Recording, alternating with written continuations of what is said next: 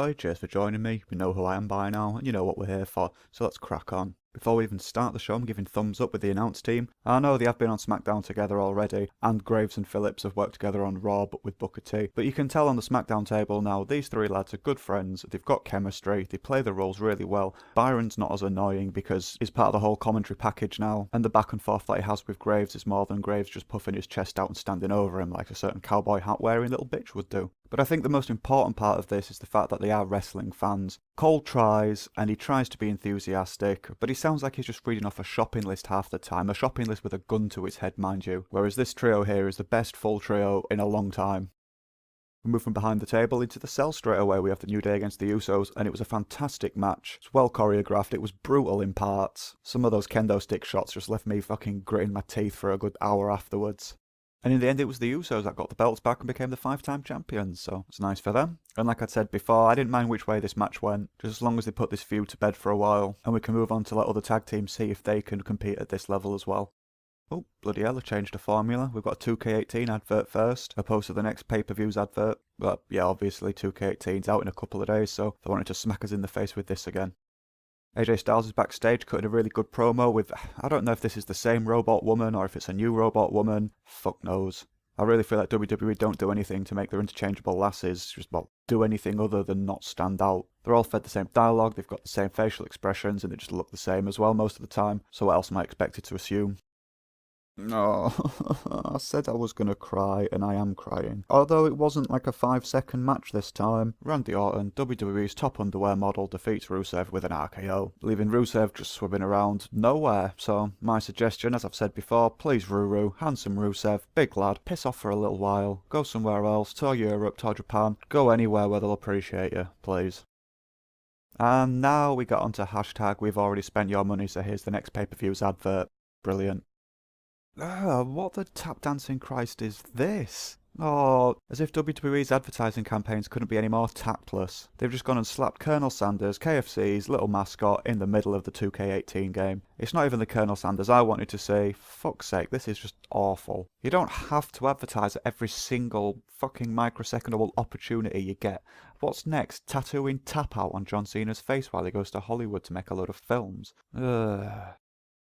Oh, this made my ears prick up a little bit. I mentioned on my Go Home Raw rant about adding Dillinger into this for a triple threat. Because looking at this match in a one-on-one scenario, if AJ loses to Corbin, he's fucked because Corbin's useless, or he has been as of late, so it makes AJ look like the worst person on the roster. And if Corbin lost, well, he's already lost everything, so he's just going to be a joke forever. But with Dillinger added into this, it was a nice match, it was a good decision, despite Corbin's camel toe. I mean, look at that bad boy. Jesus. It's almost as bad as Strowman's pissy pants he had a little while ago.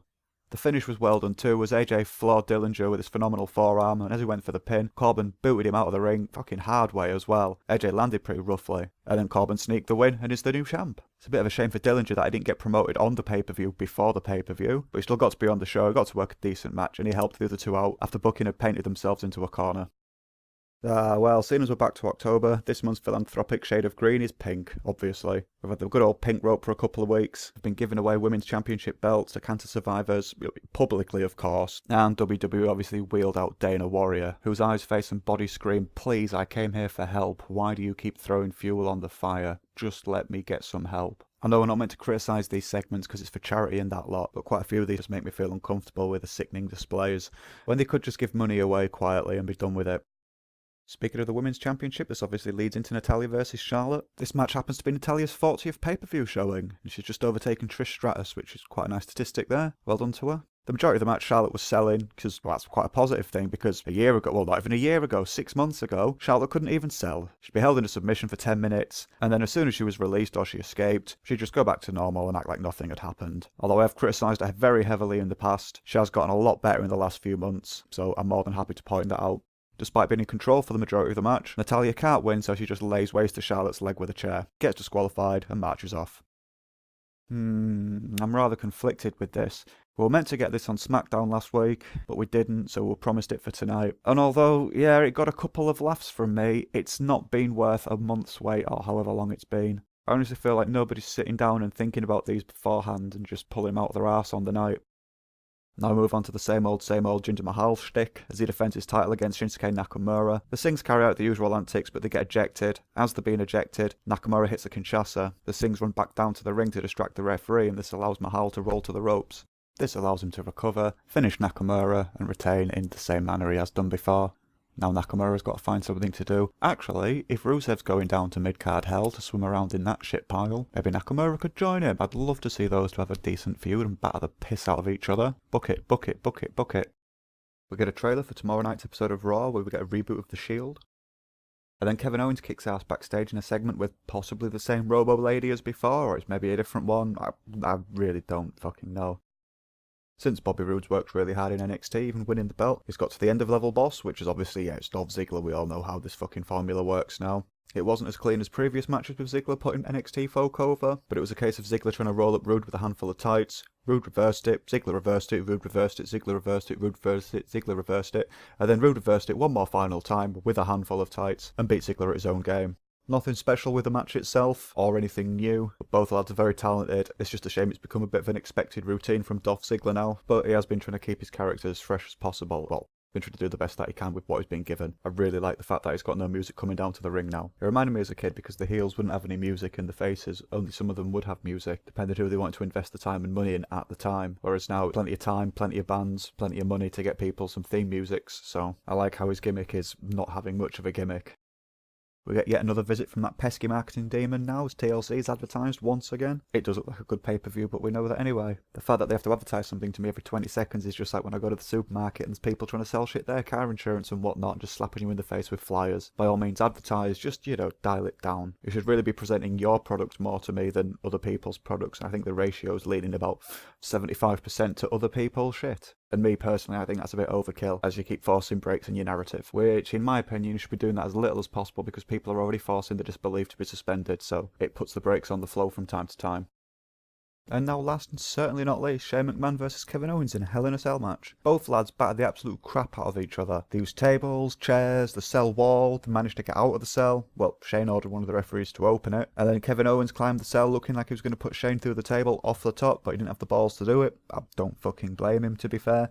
Shane eventually climbed up after him, and they spent 10 minutes up there wobbling near the edge and slamming each other and powerbombing Shane onto the top of the cell to make it look like it might have broken through, but it didn't, thankfully. And then after they scuffled up on top there for a while, Kevin Owens decided to climb back down. Shane followed him, knocked him off the side of the cell and through one of the announce tables. Owens was absolutely dead after this. Shane should have just pinned him then, but he decided it wasn't enough, set him up on the other table, climbed up onto the top, and then as he jumped off, Kevin Owens wasn't there. Shane kamikazed straight to the floor. Haha, nice one. I called this. I was hoping this is where they were going with it. They've turned Sami Zayn. Zayn comes in to save Owens, and he drags a KO'd KO on top of Shane for the win. Brilliant. I love it. This obviously gives Zayn something to do. It adds an extra layer to his character, and now people want to watch SmackDown to see what he has to say, and you're going to get all the little kids with the "Why, Sammy, why" signs, but that always happens. I'm sure they hand them out on the door on the way in.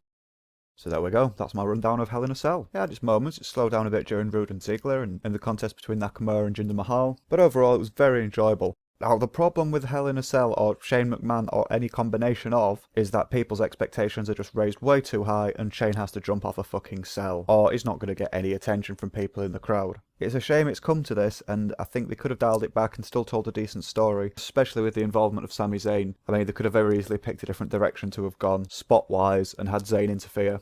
The Usos and the New Day did a great job at the start of the show doing this without going outside the cell. The lads and lasses over on Raw are going to have a tough time beating this with TLC, but with the Shield's return, I'm sure they'll have a really good go. And that's enough out of me for the time being. If you'd like to leave a comment, you can do so below, or find me on Twitter, @BluntDamage. As well as here on my YouTube channel, you can also find my other works on botchamania.com, where you can check out 10 years of Botchamania, obviously, the New Generation Project podcast series, Vinny's wrestling write-ups, and all of my nonsense including, putting it bluntly, the Raw rant, and my new piece, One Hit, One Shit. Lastly, if you like my theme music, the band are The Colour Fire. The track's called All These Ghosts, and they can be found at www.thecolourfire.com. Plus, the download links are in the description below. Cheers for watching, take it easy, and I'll see you next time.